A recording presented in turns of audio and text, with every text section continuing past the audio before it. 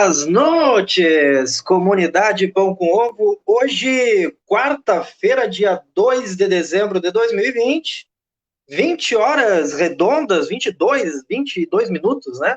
Estamos aqui para mais um episódio, e não é qualquer episódio, nós chegamos à impressionante marca de 30 episódios dessa inusitada aventura cibernética chamada Pão com Ovo. Que delícia, né? Que bom, que delícia. Todos nós gostamos e salivamos com pão com ovo. Os nossos convidados estão chegando, Pedro Rosa está chegando, o Ricardo já está aí, Ricardo Capelli, muito boa noite. Já vamos passar para os nossos convidados, mas antes quero saudar aqui ele que é o nosso comandante, que está na nossa operação secreta, né, que você não enxerga, mas que é muito importante, Leonardo Etivarria, ele que com um clique pode encerrar com tudo, mas na verdade ele está nos promovendo a patamares muito superiores. Estamos em parceria com o Portal Vermelho, a esquerda bem informada. No Portal Vermelho você pode acessar as notícias mais importantes aí, do campo da esquerda. Temos também a parceria da Rádio Com de Pelotas e do Bloco da Diversidade. Saudamos também ele que está de volta. Estávamos com saudade, Alex. Boa noite, Alex, Sará. Estamos aqui com a sagacidade do professor Alex, né? O nosso presidente de honra da Pão com Ovo. E, sem mais delongas, vamos passar para o Alex aqui, né? Para falar do tema de hoje, que é qual Brasil saiu das urnas, professor Alex? Como foi esse resultado?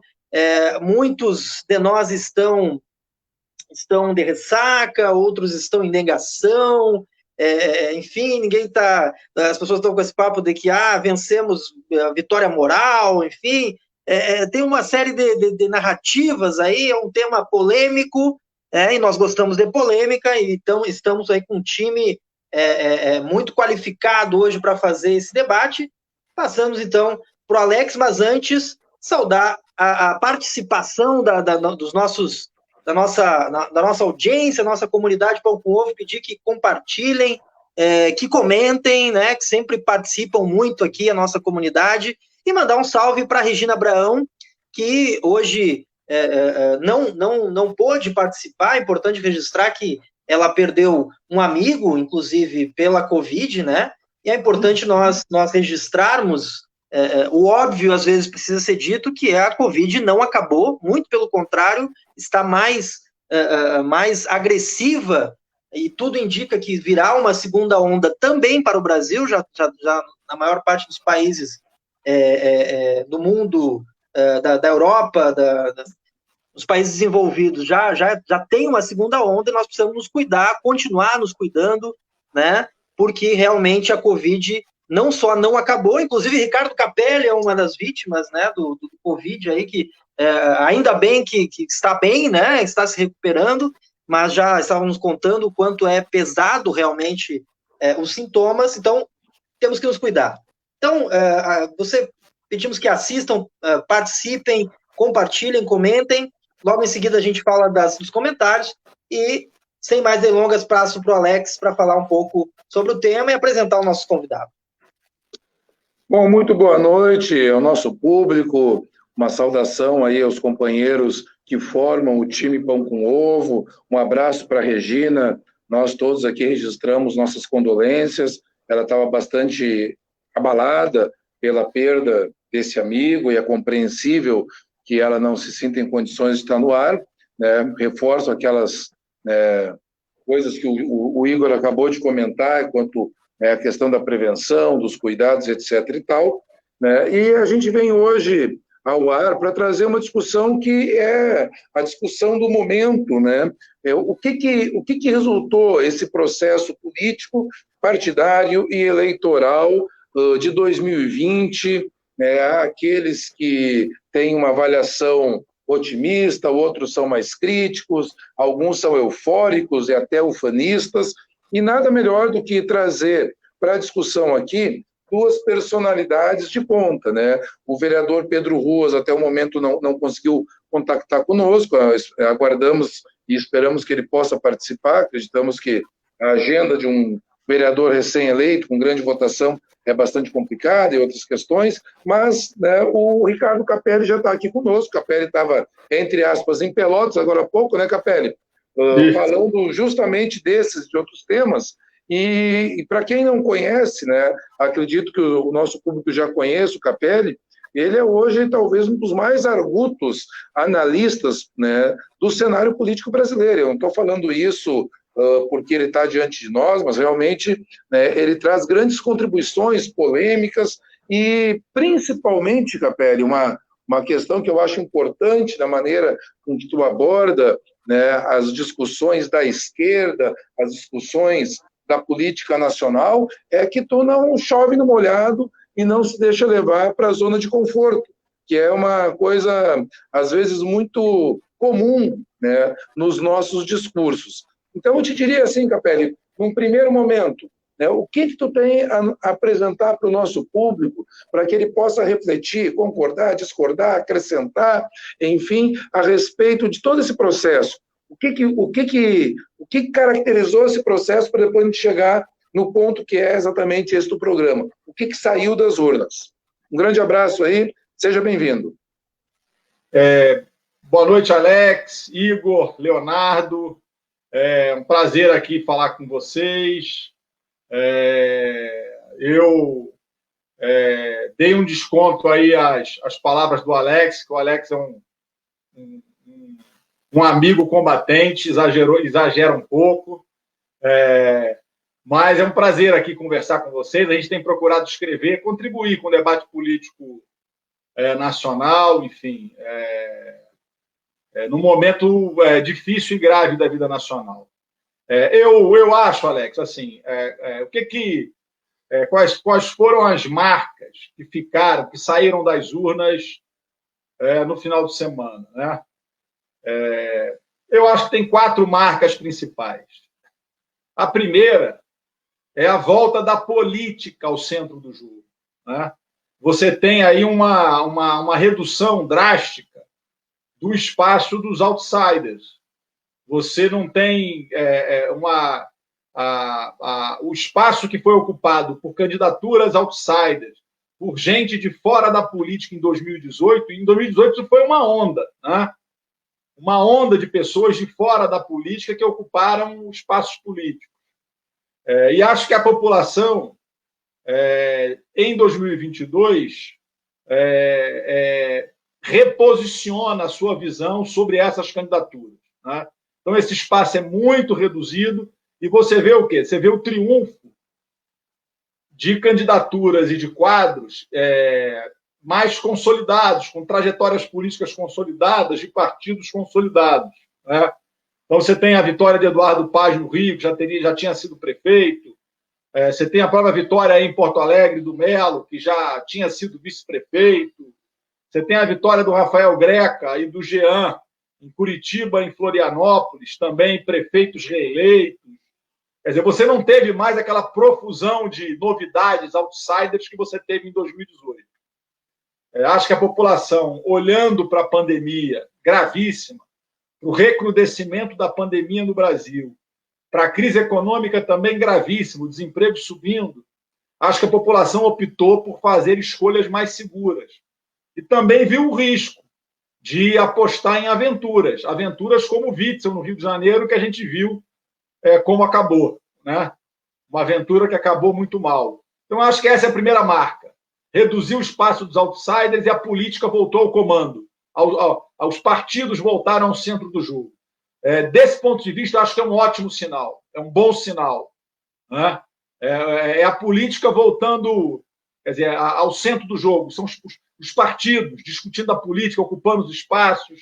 Quer dizer, não tem mais aquela coisa da antipolítica, de contra os políticos, um discurso de extrema-direita, fascista. Isso foi derrotado esse ano. Então, acho que essa é uma primeira marca. A segunda marca é uma derrota defensiva clara de Bolsonaro, né? você não teve nas capitais, nos grandes centros urbanos, praticamente nenhum candidato. Saudar o vereador Pedro Ruas, que acabou de chegar aqui, está conosco. Seja bem-vindo, Pedro. Um abraço. Obrigado. Logo te passamos a palavra. Tá legal. Obrigado. Mas, enfim, eu estava falando, primeira marca é essa, quer dizer, eu acho que os outsiders nessa eleição não tiveram mais espaço, a política volta ao centro do jogo, acho que é um bom sinal. A segunda marca, eu acho que é a questão da derrota e da defensiva do Bolsonaro, né? Nas capitais, nos grandes centros urbanos, pouquíssimos candidatos se assumiram bolsonaristas, né? Os candidatos, você pega o caso do Russomano em São Paulo, que testou Bolsonaro, começou a derreter, escondeu Bolsonaro. Você pega o caso do Crivella no Rio de Janeiro, testou Bolsonaro, escondeu, e ele voltou com Bolsonaro quando ele viu que estava perdido. Ele foi para o Bolsonaro apenas para marcar posição. Então, é uma defensiva dessa forma extremista, de extrema-direita, fascistizante, representada pelo Bolsonaro. Acho que essa também é uma marca de derrota. A terceira marca da eleição é um triunfo, uma vitória da centro-direita, né? Que ganha boa parte das principais cidades brasileiras, né? A oposição, o bloco de oposição liberal no Congresso Nacional, que tem no centro PMDB, PSDB e DEM, ganha todas as capitais do Sul, ganha São Paulo, ganha o Rio de Janeiro, ganha Salvador. Quer dizer, os partidos que mais crescem no Brasil, nessas eleições que mais cresceram, foram o PP, o PSD e o DEM, né? O MDB continua sendo o partido com o maior número de prefeituras, mas ele perde quase 200, em torno de 200 prefeituras, apesar de continuar a ser o maior. E o PSDB também tem uma queda expressiva, apesar de continuar sendo o quarto com mais prefeituras. Mas é esse bloco de centro-direita que sai vitorioso das eleições. Então, acho que essa é uma marca. Eu acho que a população, ainda polarizada pelo ideário liberal, escolhe esse caminho dessa oposição liberal. A minha visão é um recado das urnas dizendo o seguinte: eles não querem o extremismo, mas ainda estão polarizados por esse certo ideário liberal. E a quarta marca, na minha opinião, é um novo recuo da esquerda, né? Se a gente pegar partido por partido, o PDT se manteve praticamente estável, perdeu 17 prefeituras. Se a gente pegar nas últimas 4 eleições, o PDT sempre tem ali em torno de 300 e poucos prefeitos. Então, perdeu 17 prefeituras, se manteve praticamente estável. Não ganhou, mas também não perdeu muito. Do ponto de vista de capitais, grandes centros urbanos, o PDT mantém Fortaleza e avança em Aracaju com um prefeito que até outro dia era do PCdoB. Então, você não tem grande. E as vitórias, outras vice-prefeituras que o PDT ganha em aliança com o DEM, com o PSB e com o PSDB em Salvador, Natal e no Recife, estão circunscritas ao Nordeste. Então, o PDT ele praticamente empata, não tem nenhuma grande vitória expressiva no Brasil, fica mais ou menos por ali. O PT sofre um novo recuo, né? E pela primeira vez na história sem nenhum prefeito de capital. É um recuo importante. É mais um recado da população ao PT. O PT recua, perde posições.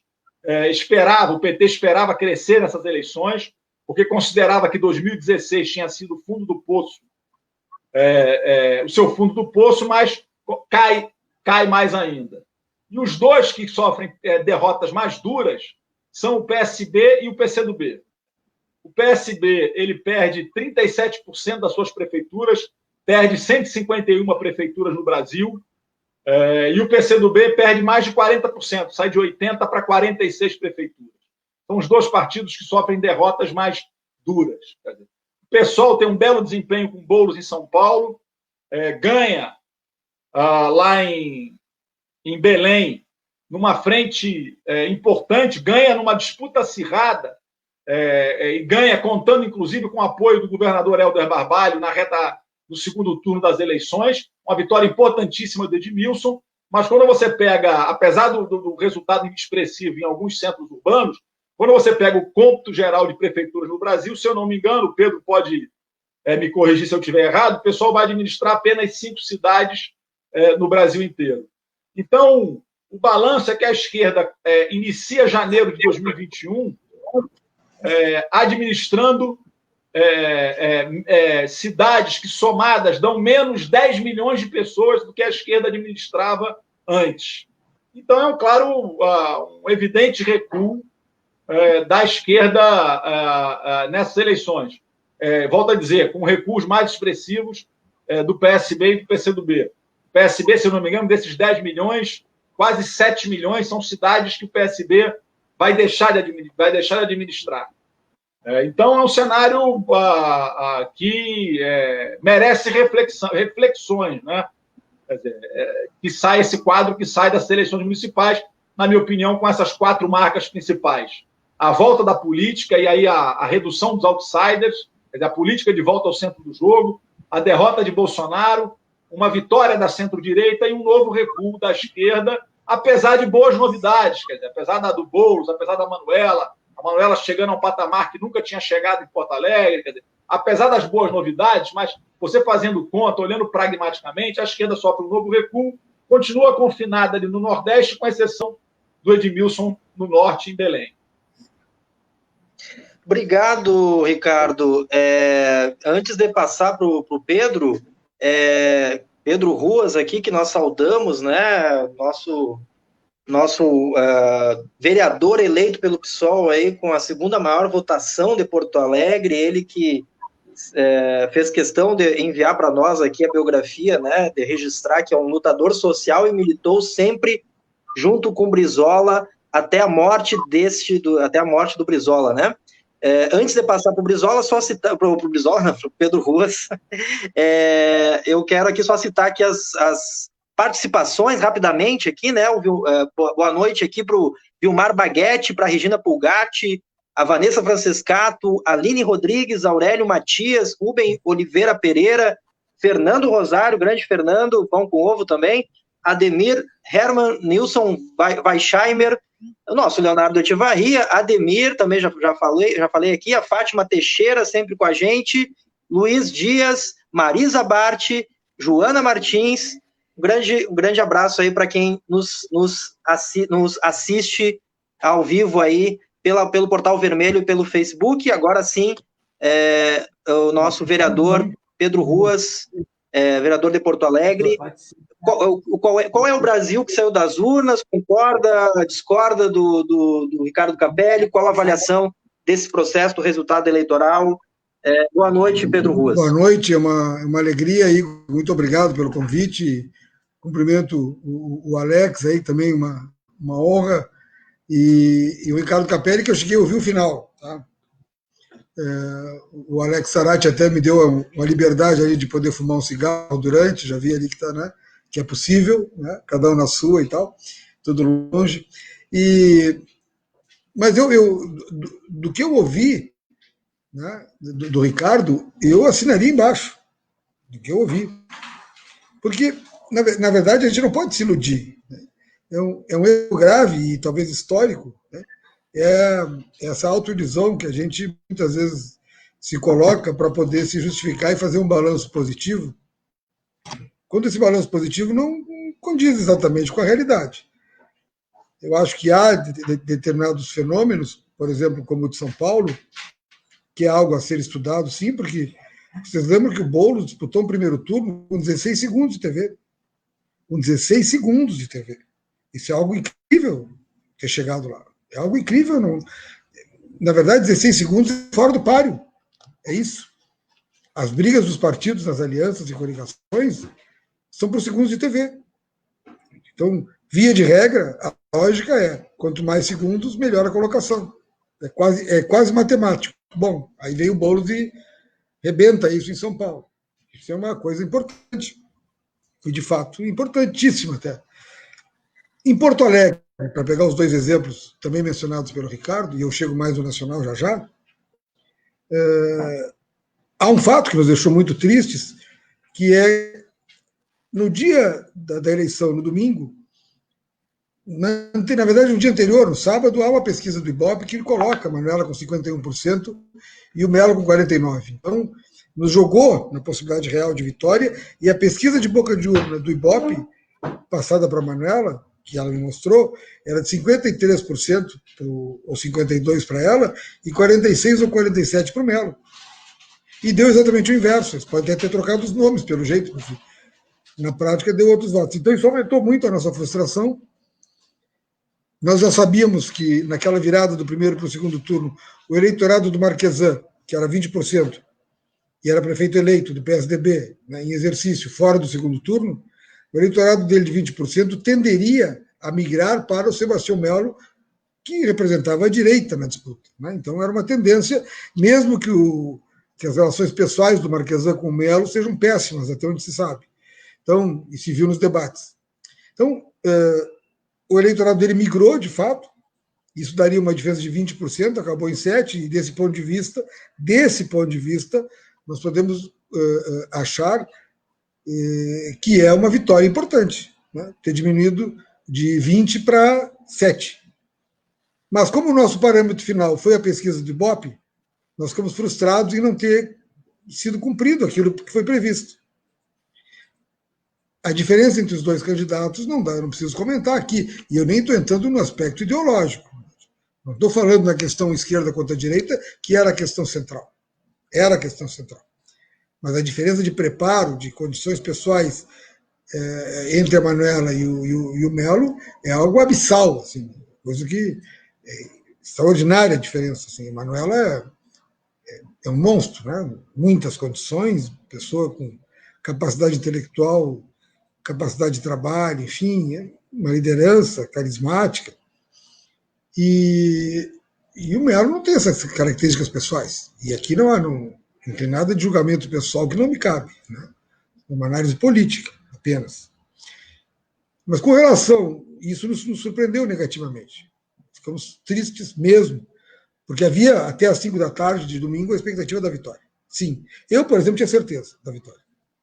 Certeza. E olha que tem uns 200 anos de política nas costas. E eu tinha certeza da vitória no domingo, às 5 da tarde. Comecei a achar a derrota a partir das 6 horas. Bem, já com 20% apurado. Com relação ao país, por isso que eu falei em assinar embaixo do que diz o Ricardo, eu apenas acrescento isso, que nós não temos o direito da autoilusão. E é comum, infelizmente comum, nos nossos partidos de esquerda, o erro de balanço, porque, por um lado, há uma tendência de maquiar para o bem, ou seja, afinal, assim, assado, nós acabamos saindo bem. Ou outra, né? Quando a derrota ela é contundente, exagerar na culpabilização das pessoas, que também é um erro de balanço, grave, entende? E que eu já vi acontecer muitas vezes, com consequências nefastas ou trágicas, ou as duas coisas. Então, o que nós temos que ver é com clareza, procurar, dizendo uma obviedade, pensar com a cabeça e não com o fígado, e ver exatamente que há situações pontuais de avanço, há outras de recuo, mas, no geral, o que eu proponho, e aqui só faço essa diferença do Ricardo, ou não, porque eu não sei o que ele falou no início, que eu não estava presente, mas o que eu proponho é uma comparação com 18. Aí sim, na comparação com 18, né, de 20 para 18, 2020 para 2018, aí nós saímos bem. Nós, da esquerda, nós do campo popular, se compararmos 2020 com 2018, nós saímos bem. 2018 foi um arraso, foi uma devastação, em termos de governos, em termos de Senado, em termos de câmaras de deputados, em termos de assembleias legislativas, foi uma devastação.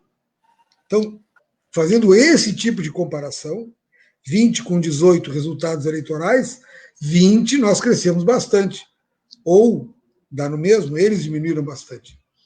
Comparando com 18, né? Que é aquele arraso do 17, com aqueles WhatsApp que não tinham limites nem controle, com aquela facada, que ninguém sabe como é que na barriga não sai sangue, com aquela super mídia que teve o candidato vítima, a direita vítima, bem, aquilo ali tudo produziu um resultado brutal. Tem uma senhora aqui no Sul, aqui em Porto Alegre, que ela fez mais de 1 milhão de votos no Senado com o número 17. Agora concorreu a vereador e não se elegeu. Não se elegeu em Porto Alegre, pelo PSL. Então, é um dado que mostra, né? Ela fez mais de 1 milhão para o Senado, com 17. É isso, é uma loucura de votos que foi feita. Não se elegeu, mas fez um... E aí não se elegeu vereador agora. Não chegou a 2 mil votos. A 2 mil. Então vejam que há uma diferença, apenas nesse exemplo, sem querer dar o nome da pessoa, mas apenas isso já mostra que, em relação a 18, 20 é um avanço.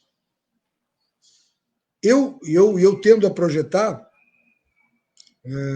minha mãe sempre colocava, perdi a minha mãe esse ano, minha mãe sempre dizia uma passagem bíblica, minha mãe era muito religiosa, ela dizia assim, quero trazer à mente o que me pode dar esperança. Ou seja, eu gosto de pensar que existe o lado positivo das coisas aí, né? Diante disso, fazendo essa comparação de evolução de 20 quanto a 18, eu posso achar que a tendência é que 22 seja melhor que 20. Nada me impede de achar isso. Obviamente, se houver muito trabalho, se houver muita dedicação, porque nada cai do céu fora chuva. Então, nós vamos ter que nos virar bastante. Onde volta a pauta, na minha opinião, o debate sobre a unidade das esquerdas. Isso necessariamente volta.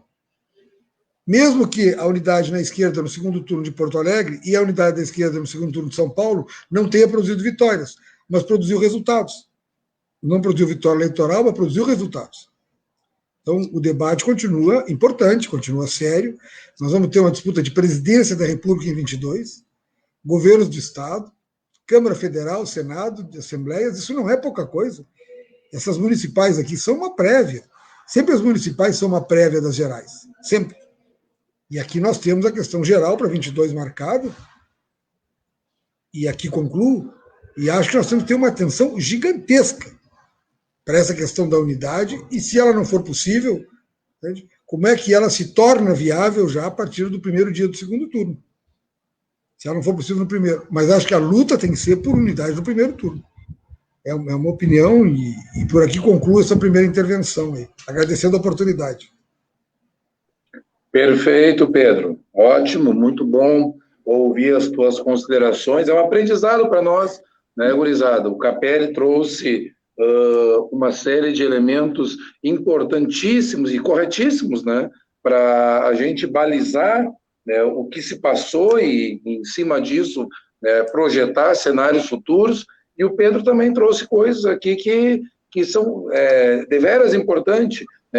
Às vezes a coisa está assim, no detalhe, né? Eu lembro que eu fazia um comentário sobre, por exemplo, uma coisa que o Capelli colocava, a derrota do Bolsonaro. Eu disse, tá, mas a agenda econômica que o Bolsonaro e o Guedes estão aplicando saiu vitoriosa. Aí ele vem com uma nuance. E na nuance ele explicou muita coisa. A questão de dizer, não, né, a população ainda está polarizada pelo ideário liberal, mas não é a mesma coisa de dizer que o Bolsonaro, por isso, é vitorioso. O Pedro também traz aqui um pormenor que, digamos assim, explica muita coisa. A gente não teve uma vitória eleitoral definitiva, mas produziu resultados e produziu uma abertura de diálogo. Né? Um pouco antes das eleições circulou a história de que Ciro e Lula haviam conversado, né?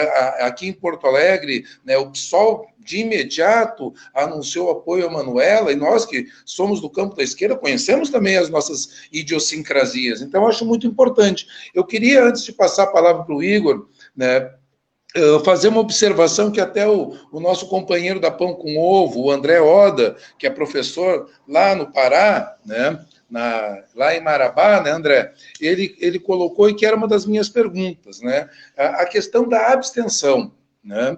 Eu lembro que logo que virou o primeiro turno, a Manuela, o pessoal, né, chamou atenção muito para o esforço de buscar, né, aquele eleitor que não compareceu. né? O papel da abstenção seria uma das coisas que eu gostaria de colocar. Não preciso responder todas, eu estou só, né, deixando no ar e fiquem à vontade se quiserem abordar isso ou não. A segunda questão, né? Por que ou como, né? O que aconteceu que a esquerda não conseguiu capitalizar em termos eleitorais, né? A pandemia, a crise econômica, o desemprego, a inflação. Por que essas temáticas, né, não foram suficientemente fortes para que o eleitorado, a população, a cidadania, visualizasse na esquerda uma saída para essa múltipla crise brasileira? E uma terceira questão é o seguinte, né? Nós temos a cláusula de barreira. Né? A cláusula de barreira não conta oficialmente. Os partidos medem, né, o quanto fizeram, o quanto deixaram de fazer, mas para além da discussão da unidade, que é importantíssima, eu acho que tem alguns gestos importantes. O Boulos estava agora há pouco recebendo a Manuela numa live, né?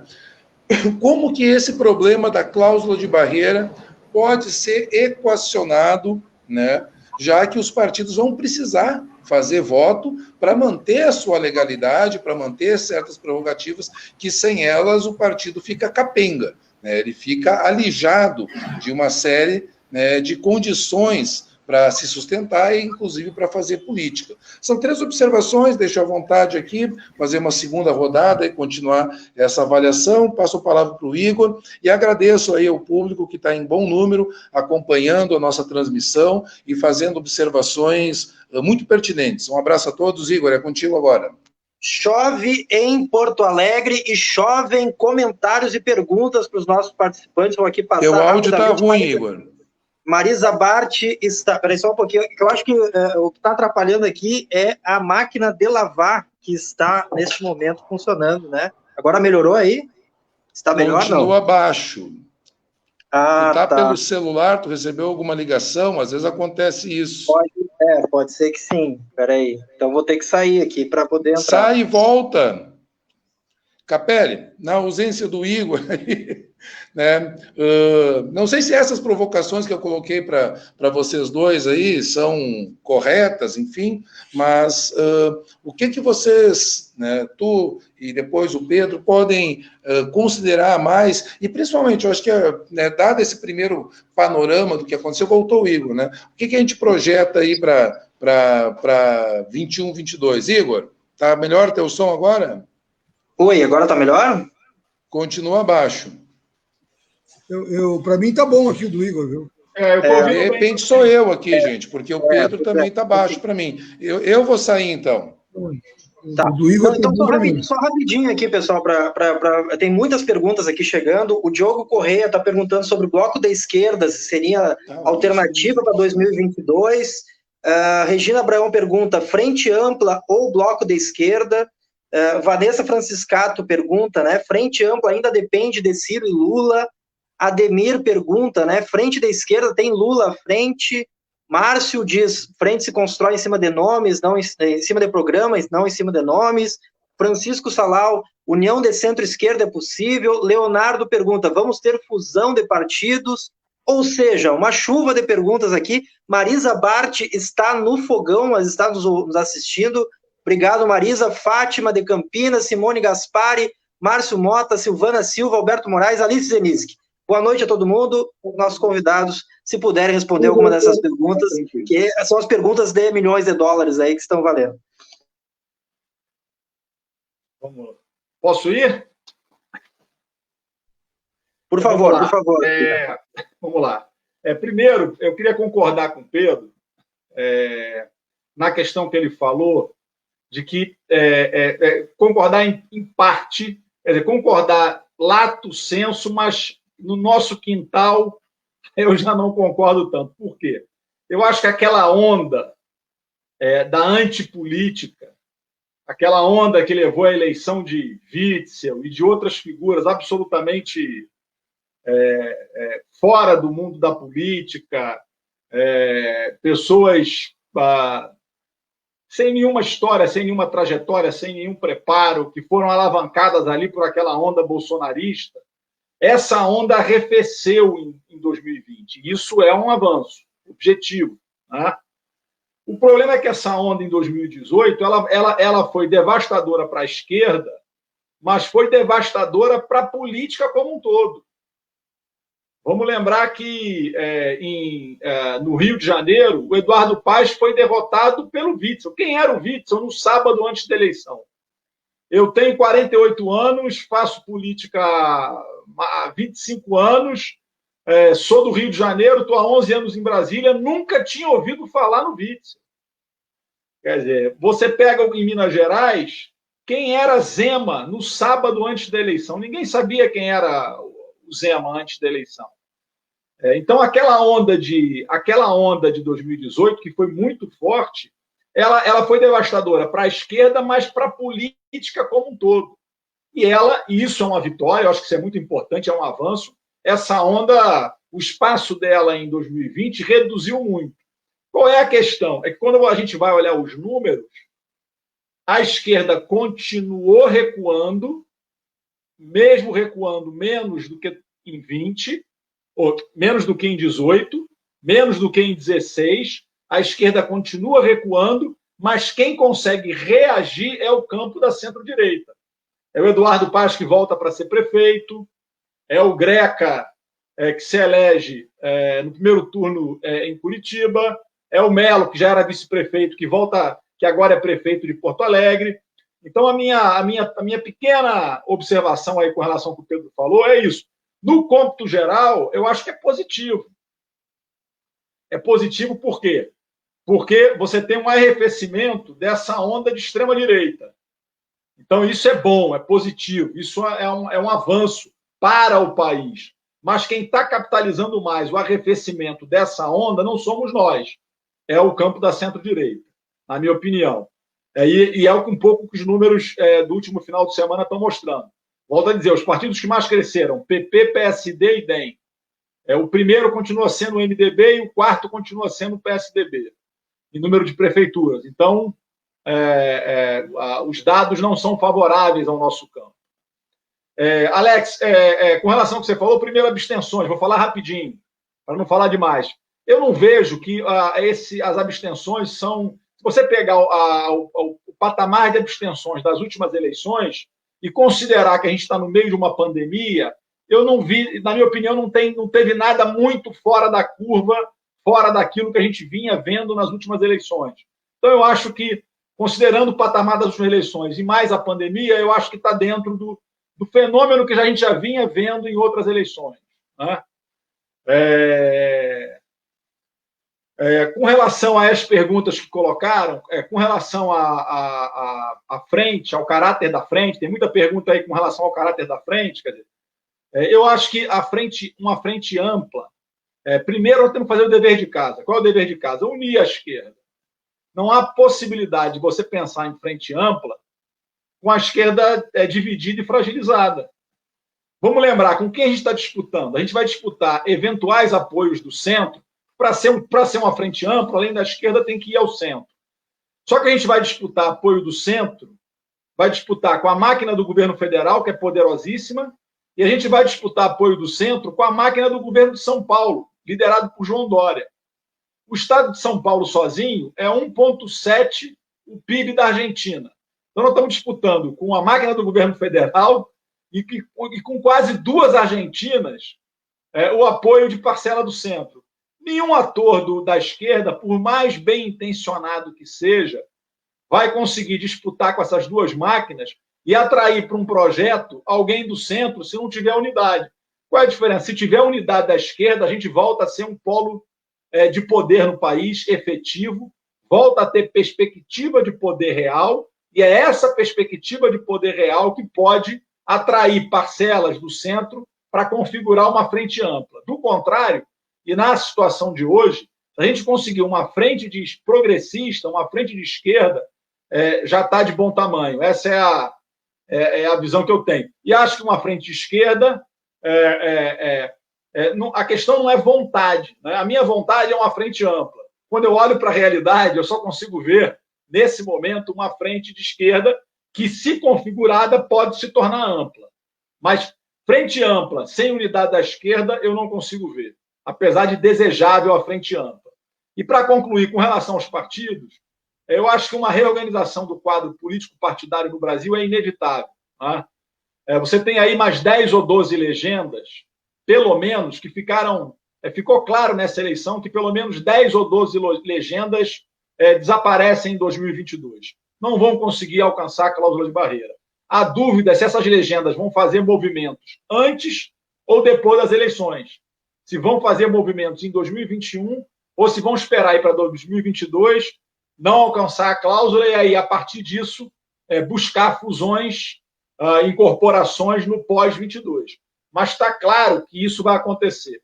Na minha opinião, o melhor caminho para a esquerda brasileira seria a sua reconfiguração partidária, institucional. Seria a gente construir uma frente orgânica institucional da esquerda brasileira, como a gente vê no Uruguai, com a Frente Ampla Uruguaia, como a gente tem na África do Sul, com o Congresso Nacional Africano, com o CNA, como a gente está vendo, como tem em Portugal, a CDU em Portugal. Então, eu acho que o ideal seria a gente, além da unidade, dar um passo a mais. A gente ir constituir no país uma frente orgânica para disputar as eleições, que os partidos, inclusive, poderiam continuar existindo por trás dessa frente.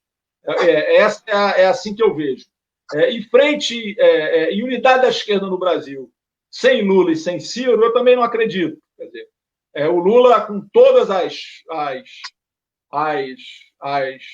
situações, a ofensiva contra o PT, contra Lula, a sua prisão inaceitável, com tudo que foi feito contra Lula polariza entre 20% e 30% do eleitorado brasileiro, ainda. Então, como é que você constrói uma frente excluindo Lula, excluindo o PT? Eu não consigo ver isso. Como também não consigo ver, se a gente acha que não é desejável, excluir o Ciro, né, que é um outro personagem importante, tem um papel grande, tem jogado um papel grande no país, tem aí 10%, 12% do eleitorado que quase todas as eleições acompanham o Ciro, enfim. Então, eu acho que o momento ideal seria essas duas grandes lideranças se entenderem e a gente conseguir construir uma convergência no Brasil. A situação do Brasil é gravíssima. Mais de 170 mil mortos, o desemprego escalando, a economia absolutamente desestruturada, o Brasil sem rumo nenhum, o Estado sendo desmantelado, o país sendo vendido. Eu acho que não há espaço para colocar, nesse momento da história brasileira, projeto partidário ou projeto individual acima do país. Acho que a gente tem bons exemplos. Eu vi o Boulos, na segunda-feira, uma entrevista do Boulos, ele dizendo que vai se dedicar a unir a esquerda daqui para frente, que o projeto dele daqui para frente é construir a unidade da esquerda. Eu vi uma entrevista ontem do deputado Marcelo Freixo, também muito boa ontem, onde o Freixo fala justamente isso, onde ele defende a unidade da esquerda, a unidade do campo. Então, acho que tem gente nova, tem lideranças novas. A Manuela sempre defendeu a unidade do campo, enfim. Então, acho que tem gente nova, forças novas, com visão de futuro, defendendo a unidade. É simples? Não é simples. A gente vê no dia a dia, tem um cutucão daí, tem uma cotovelada a colar, mas eu acho que o nosso desafio é esse. Sem unidade da esquerda, o que pode acontecer? Na minha opinião, a gente corre o risco de sequer ir ao segundo turno em 2022. A gente corre o risco de ter um segundo turno entre o Bolsonaro e um candidato da centro-direita. Porque eu não acredito que Dória, Huck, Mandetta, Moro não construam algum nível de convergência.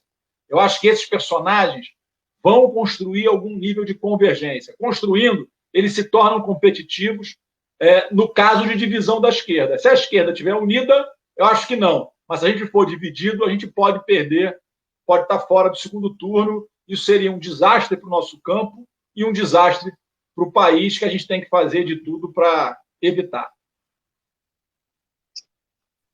Certo. Obrigado, Ricardo. Então, já passar antes de passar para o Alex, né, registrar os vários comentários aqui que nós estamos. Francisco Salal fala que existe uma dificuldade de união entre PT e PDT, que ficaria um bloco do PT que aproximaria o PCdoB e o PSOL, e um bloco do PDT que aproximaria PSB, PV, Rede, e que esses dois blocos poderiam ficar de fora das eleições. Leonardo Echevarria comenta que o frentão, como em Angola, né, MPLA. O Anselmo fala um pouco que o Ricardo estava falando aqui, né, do Maia, Dória e ACM Neto já estão construindo uma frente ampla contra Bolsonaro. Pedro Ruas é força do trabalhismo, exatamente. Enfim, acredito, Francisco Celal dizendo que acredita que o PT não apoiaria o PDT na cabeça. Enfim, Pedro Ruas, inclusive, se reivindica, né, e fala da questão do Brizola e tal. Qual é o papel do PDT? Concorda com essa possibilidade de frente da esquerda, de união da esquerda como um núcleo de frente ampla? Agora, essa live, por exemplo, do Boulos com a Manuela representa um sinal para essa união? Qual a avaliação desse processo? Bom, e Alex, desculpa, não sei se o Alex quer falar também, mas enfim. Não, eu acho que o povo está nos assistindo para ouvir o Ruas e o Capelli. Por favor, Pedro, tenha bondade, faça suas considerações aí. Eu agradeço ao Alex. Eu quero, por um dever de franqueza, né, inicialmente separar essa questão que foi colocada pelo Igor como uma das perguntas, Brizola e PDT. Eu acho que isso não é a mesma coisa. Tá? O brizolismo é uma coisa, o PDT é outra coisa. São coisas diferentes, bem diferentes. Isso aí, aquilo que nós temos, digamos, do radicalismo de Brizola em 61, né, comandando a legalidade, das posições de Brizola com relação a restrições a determinados comportamentos, não são as mesmas do PDT. Então, até 2004 é uma coisa. Com o falecimento de Brizola em 2004, é outra situação. Não estou fazendo uma crítica aqui. Estou dizendo apenas que não é a mesma coisa. É diferente. E dou a minha vida como exemplo. Eu, que sou um brizolista histórico, quando o Brizola morreu em 2004, eu saí. Eu fui fundador do PDT, tive 26 anos do PDT. E nem ia mais militar partidariamente, ia militar nos movimentos sociais. É que surgiu naquele momento, por coincidência, o PSOL, o Partido Socialista, vocacionado para as reformas sociais pesadas, honesto, se propondo a ser herdeiro, legatário, e não inventor, né? Legatário, herdeiro, responsável pelas melhores lutas do povo brasileiro, valorizando-as, e é esse partido que me ganhou, e há 15 anos eu faço esse trabalho e gosto muito. Agora, só respondendo então diretamente ao Igor, não é a mesma coisa. PDT é uma coisa, brizolismo é outra coisa. Eu acho que boa parte do brizolismo radical que nós queremos está no PSOL, não está no PDT, com todo respeito. Digo isso com o maior respeito. Tá? Então, é uma constatação. E por isso que eu dei a mim mesmo como exemplo. Por outro lado, com relação à unidade das esquerdas, isso é um objetivo, eu até acho que ele é óbvio. O problema é que, por mais óbvio que ele seja, ele continua sendo muito difícil. Quando, por exemplo, o Ricardo coloca ali, não dá para pensar em nada sem Lula e sem Ciro, eu acho que não dá também, né, e eu concordo, mas não dá para pensar nada sem Boulos. O Boulos é o novo. O Boulos é o novo. O Boulos pode empolgar. O desempenho dele foi extraordinário. E ele é um sujeito extremamente preparado, e todos nós que o conhecemos mais de perto sabemos da condição especial que ele tem. Extremamente relevante para um momento como esse. E ele está se dedicando, e aqui foi dito, né, o Ricardo falou, com razão, à unidade das esquerdas. E corretamente. Não se pensa em nada sem Boulos hoje. Porque seria errado, seria um equívoco. Porque, repito, o Boulos é o novo. Então, se há, né, um grau de decepção, ou pelo menos de ceticismo, com relação a determinadas figuras icônicas da esquerda brasileira das últimas décadas, em relação ao Boulos, isso não há. Em relação ao Boulos, não há. Podem não gostar da posição político-ideológica do Boulos, mas ninguém vai questionar sua biografia, seus feitos ou não feitos, do ponto de vista, digamos, ético, do ponto de vista republicano. Então, o Boulos é o novo. E ele não pode ser desconsiderado. E ele mesmo está fazendo esse papel de trabalhar a questão da esquerda em geral. Isso não é um dado. O maior trabalho que pode existir, a maior dificuldade que pode ocorrer, é efetivamente a unidade das esquerdas, seja lá com o nome ou o formato que tiver. Eu gosto, como muita gente gosta, do exemplo uruguaio da Frente Ampla. Eu gosto. Que os partidos mantêm sua identidade e, ao mesmo tempo, disputam juntos, sempre. E mantêm a sua identidade, com filiações próprias, com programa próprio, com atuação social e política própria. Então, mas tem uma frente ampla para a disputa eleitoral. A mim, agrada muito esse formato. Mas eu acho que qualquer formato que nos dê a possibilidade da unidade é um formato viável, válido. E aí nós vamos ter que ter a capacidade de ver algo que foi escrito agora há pouco, surgiu num dos questionamentos aqui, eu cheguei a ler, que os programas são mais importantes que as pessoas. Mas tem que haver pessoas que possam viabilizar esses programas. E para chegar nessa questão da unidade, eu acho que seria muito importante nós começarmos agora, em 2021, um debate sobre, afinal de contas, né, o que é que nos separa. E esses pontos que nos separam, porque o que nos une nós sabemos. Nós somos, se pegar um aspecto assim meramente conjuntural, nós somos todos anti-Bolsonaro. Se pegar uma questão mais estrutural, nós somos socialistas. Nós queremos, no mínimo, reformas, no máximo, revoluções. Então, nós temos tudo que nos aproxima, é sabido, é conhecido. Nós buscamos justiça social. Mas nós temos que debater, Igor, o que nos separa. Nós temos que ver isso com franqueza, com muita clareza, o que nos separa. E aí entram questões importantes de balanços, de autocríticas, de elogios também, e circunstâncias a outros patamares. Nessas eleições municipais, nos legislativos, o pessoal cresceu muito. Cresceu muito. Do ponto de vista, assim, digamos, proporcional nas eleições proporcionais, o crescimento do pessoal é extraordinário. Em Porto Alegre, que eu fui o primeiro vereador junto com a Fernanda Melchiona, em 2008, hoje nós temos 4 vereadores. Em Pelotas, nós temos 2, no Rio Grande do Sul. Então, são situações assim que nós, no Brasil inteiro, em São Paulo, acho que triplicou o número de vereadores. No Rio de Janeiro cresceu muito. Nós temos o mais votado do Rio. Então, são muitas situações. Em Belém tem muitos vereadores. Então, nós temos muitas situações que são, assim, estimulantes. E eu não estou aqui querendo, estou dando exemplos, eu não estou querendo, como se diz no Sul aqui, puxar brasa para o meu assado. Não é isso. Eu estou querendo colocar que nós temos uma tarefa gigantesca pela frente, que é bom começar em 2021. E não fazer as pressas em 22. Porque as pressas em 22, aí sim, né? Aí é a minha vez de ser cético. Eu não acho que vai dar certo. Não acho. Eu acho que vai ficar tudo para um segundo turno, se houver. Agora, se nós começarmos isso em 2021, que está aí, é o mês que vem, eu acho que isso nos dá uma chance real de ter resultados efetivos, corretos, concretos, sérios. Porque aquilo que nos separa, talvez nós cheguemos à conclusão que é muito menor do que aquilo que nos une. E a minha esperança é essa, que se chegue a isso. E aí nós possamos utilizar um modelo uruguaio, que isso é uma coisa que eu penso e não quero impor. Apenas eu estou sendo sincero e franco, né, dizendo como se pensa, como eu penso, como eu imagino essas coisas. E como, de certa forma, e aqui eu reivindico uma convivência histórica minha, como, de certa forma, era o que o Brizola pensava.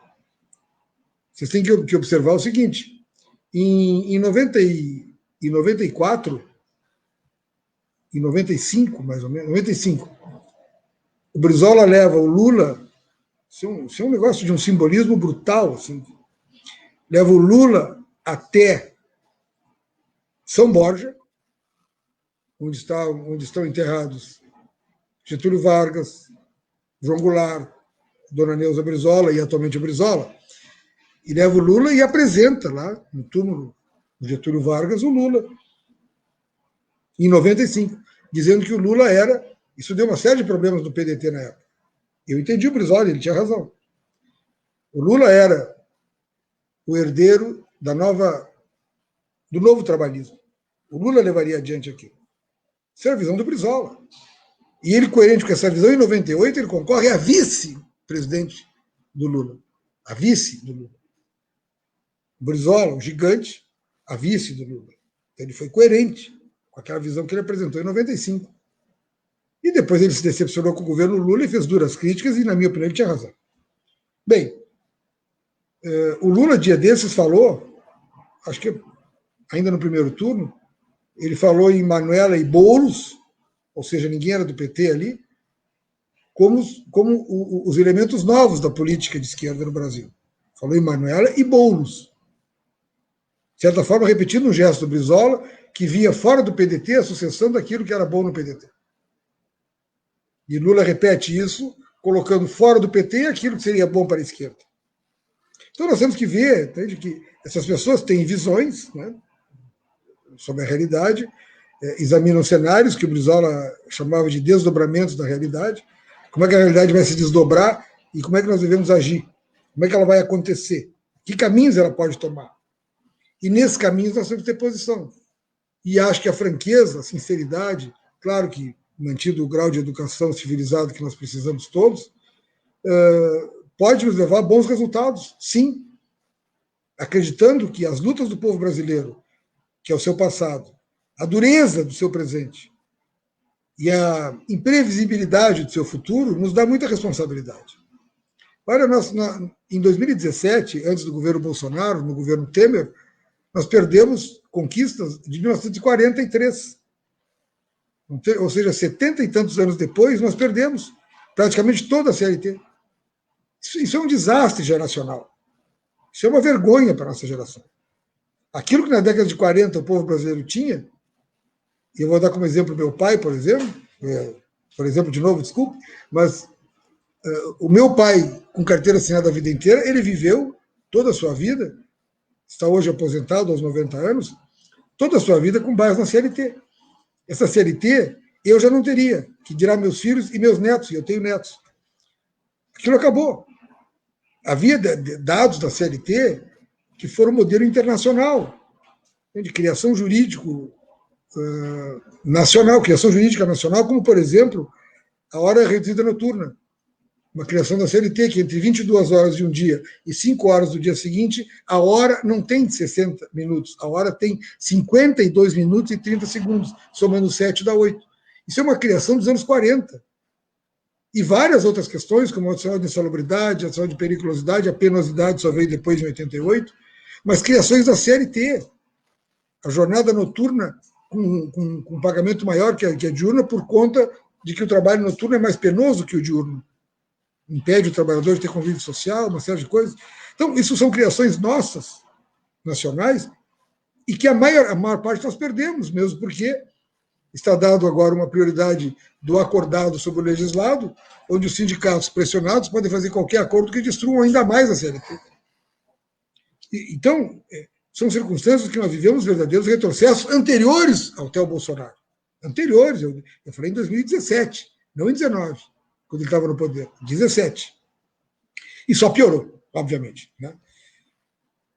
Para concluir, eu acho que nós temos essa responsabilidade histórico-geracional, é nossa responsabilidade, não dá para delegar.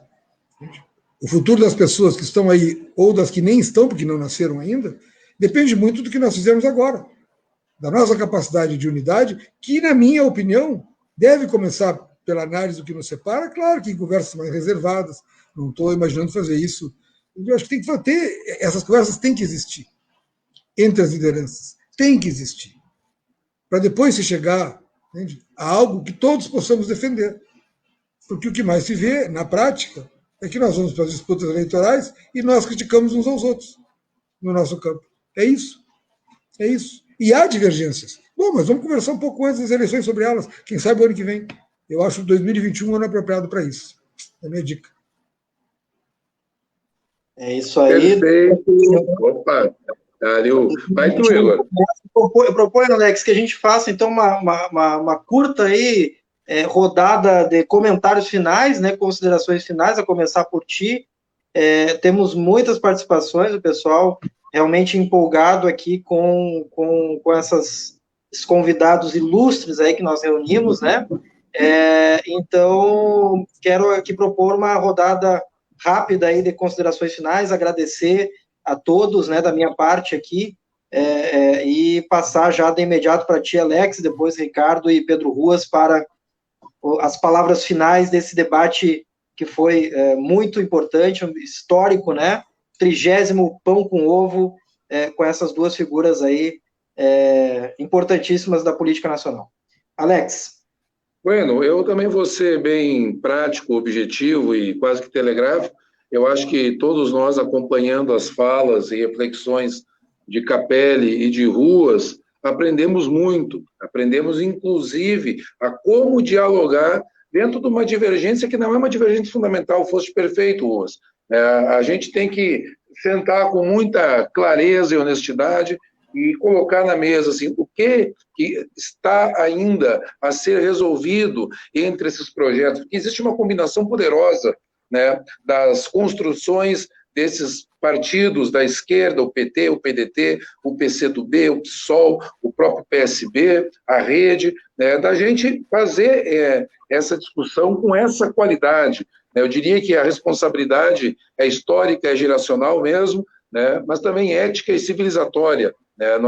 A gente, no tempo ali, tanto da reforma trabalhista quanto da Previdência, né, com seu caráter destrutivo, a gente lembrava justamente isso, né? Estão jogando o Brasil, né, para 100 anos para trás, né?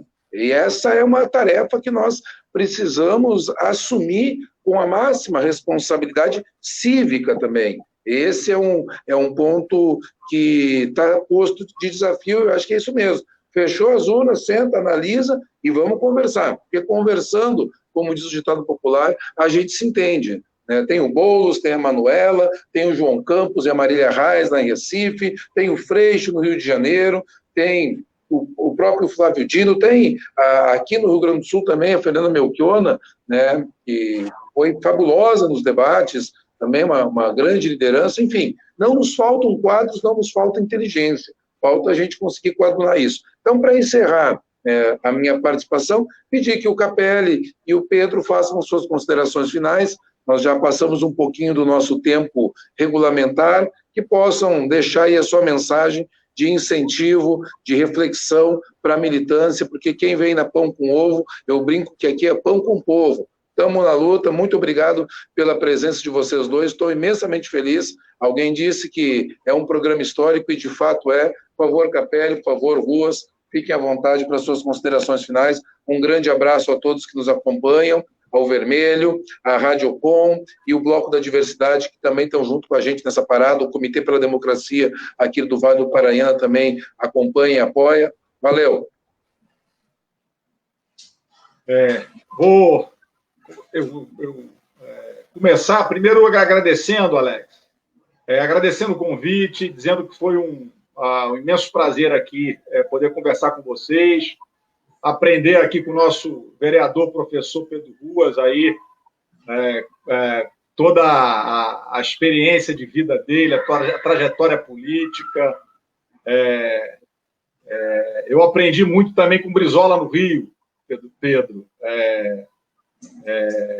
Eu não militei no PDT por um lapso do PDT, que o PDT não me capturou, mas em 89 eu fui votar de lenço no Rio de Janeiro, de lenço vermelho aqui no pescoço, votei no Brizola e, se pudesse voltar no tempo, votaria de novo no Brizola em 89.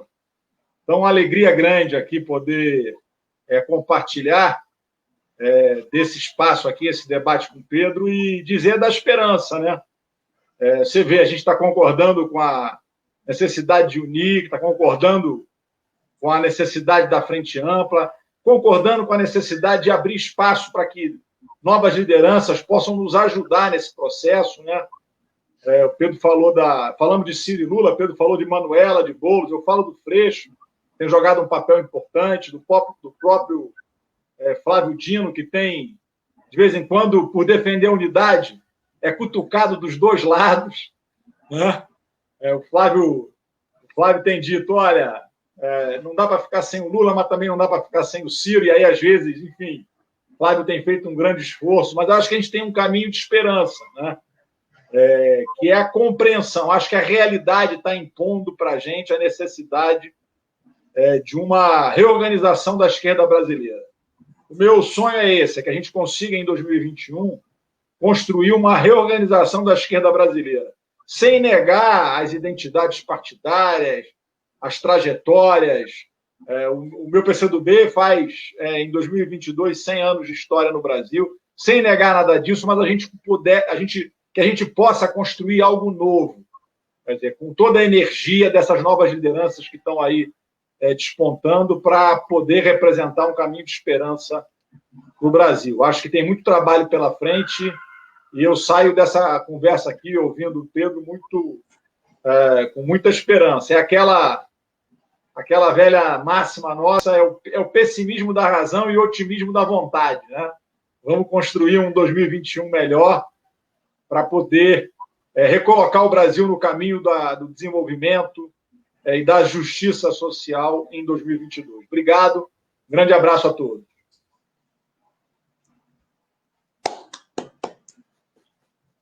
Muito bom, Capelli. Eu estou entrando direto aqui, Igor e Alex, porque eu sei que o tempo já está, né, esgotado, e gostei muito novamente de ouvir o Capelli e concordando. Né? Nós temos aí tarefas sérias, importantes, e achei esse programa muito bom, quero agradecer, foi uma honra participar.